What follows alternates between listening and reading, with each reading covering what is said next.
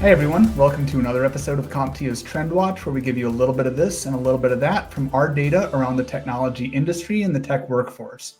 We're talking workforce today. We're going to be specifically looking at CompTIA's State of the Tech Workforce report and pulling out some of the analysis there to try to explain what career pathways might look like for people that want to get into technology careers. So within our report, we use a lot of categories that are developed by the Bureau of Labor Statistics here in the US. And so using those categories, we can see that there's projected job growth in almost every technology category that exceeds the job growth that's expected for the national average and all of the jobs across the country. So the leading jobs are things like data scientists and data analysts, or cybersecurity specialists, or software developers. Again, these are broad categories that the Bureau of Labor Statistics collects.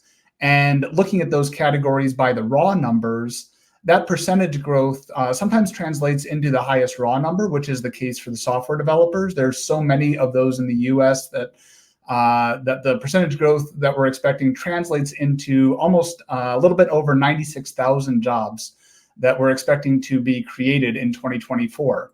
And then cybersecurity follows after that. But then the third on the list in terms of raw numbers is IT support. The percentage growth isn't as big there, but there's already such an established base that there's expected to be just over 17,000 new IT support jobs created in the US in 2024. So all of these job numbers, I think, are very promising. And certainly when you look at the job growth of all the technology careers combined, you don't really see one category growing at the expense of another. You see all the categories are growing, some a little faster than others and some growing from a little bit larger base, but everything's growing. And the question that a lot of people might have as they're looking through our report and looking at Bureau of Labor Statistics is, where do I see some of these really hot job titles that I hear about? So these might be things like a system security manager or an applications architect or a DevOps engineer. And these are specific job titles within the larger job categories. So for example, DevOps engineer sits within that big, huge base of software developers and software engineers. And the BLS doesn't really break it out, but other groups that do their own kind of calculations on the market see that there is a huge demand for this type of job title, and they expect it to be growing pretty quick in the future. So for people that might be looking at this and trying to figure out, I really want to get into one of those specialized, fast-growing job titles, I think it's kind of instructive to realize that they tend to be nested within these job categories. And in a lot of cases, those job titles are specialized, more advanced levels within the job category.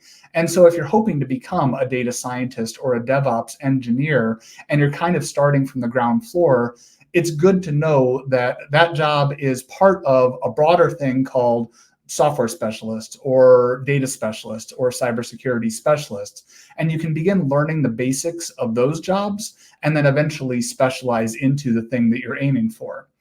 And I think that this is an important place to kind of note that we talk a lot about the different job requirements for different technology jobs. And there's a lot of news about companies that have dropped requirements for jobs. They don't have degree requirements anymore.